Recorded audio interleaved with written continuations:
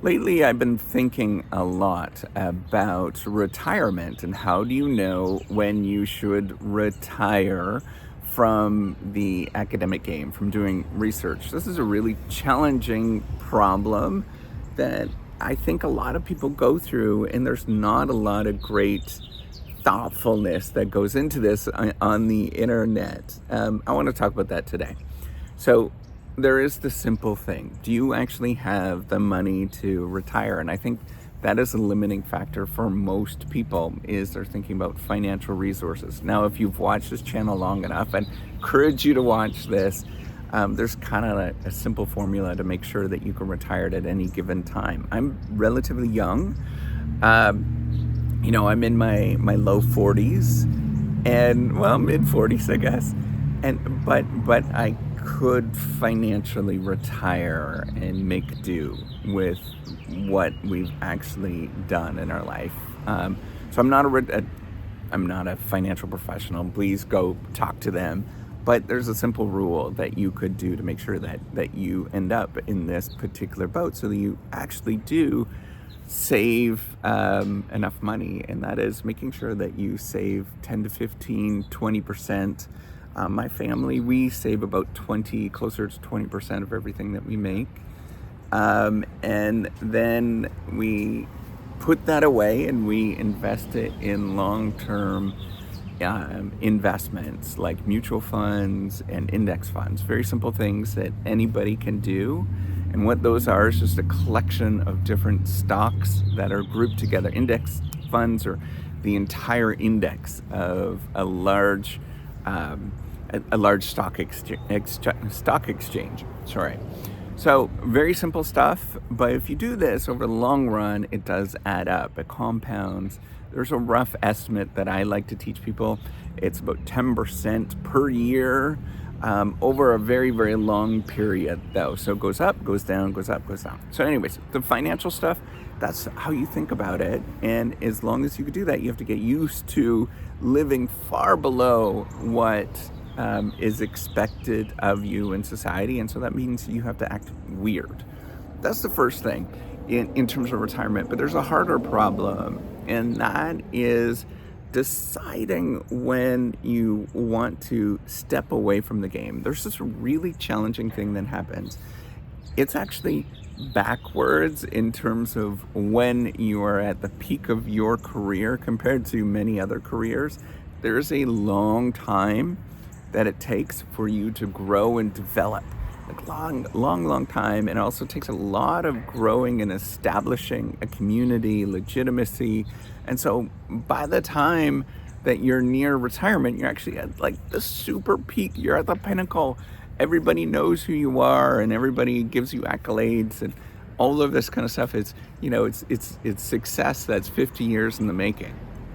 And I want you to sort of think about the sort of challenging thing, because then at that peak, you have to step away. I think you are never going to get the drive to quit at that moment, right? So on the counter, I think a lot of people decide to quit or decide to pull away when the sort of crappy stuff with everything that happens outweighs all of the sort of fun stuff, just having a great time and an experience. So that's one thing. But I also think too is thinking about how can you grow and become a better human because of it.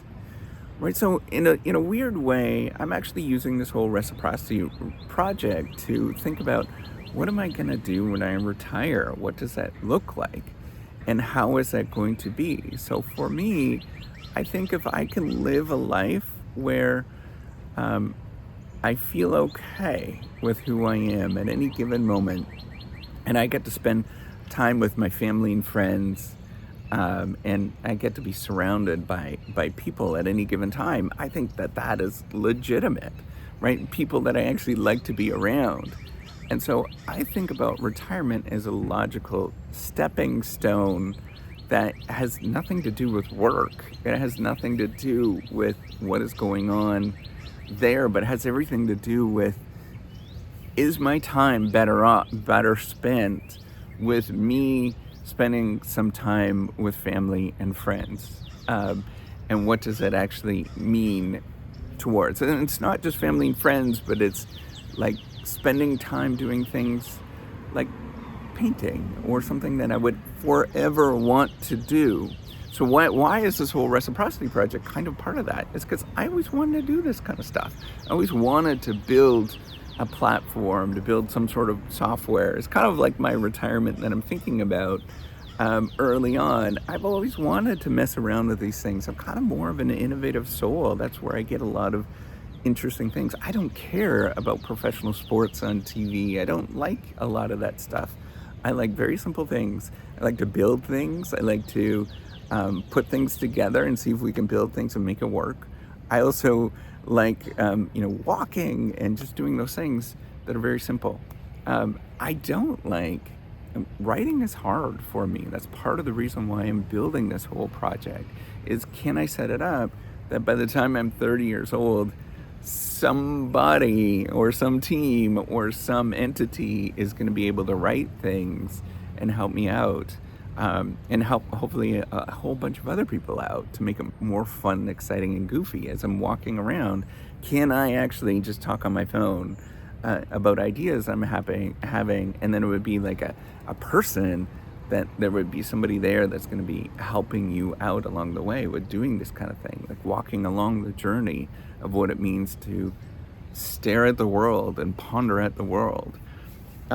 So I think if you were to think about retirement, I think the thing is to think about, what is it that I am going to do at the end of it? I think it's not necessarily a healthy thing for you to just stop, right? Like, I think having that is not a healthy thing. But if you come into it realizing that there's something else that I'm getting pulled towards that I would love to do, that there's this really fun thing that's there, maybe building another business, right? Like, or leveraging your own private consulting, or reading a series of books. Think about that.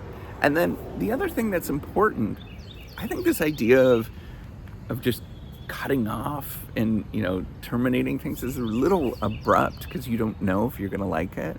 Look to do sabbaticals. Look to do breaks where you step away for 6 months or a year, and see what you do. See how it feels. What does that look like? What are you actually going to do when that happens? And you get a sense, you want to sort of simulate this feeling of what it means, right? And before you get to the moment where there is a retirement moment, that you practice it.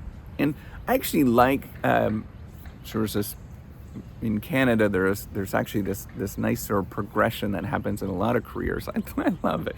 I love some of the work policies that they have, where they just keep adding on more and more weeks of holidays. So by the time that you're done, some of the careers that they have, like 4 months of holidays that you're taking. This is a long time, right? But then you get that experience of what it's going to be, and so it's less of a transition from the sort of work that I need to do things all of the time, to like this dead time.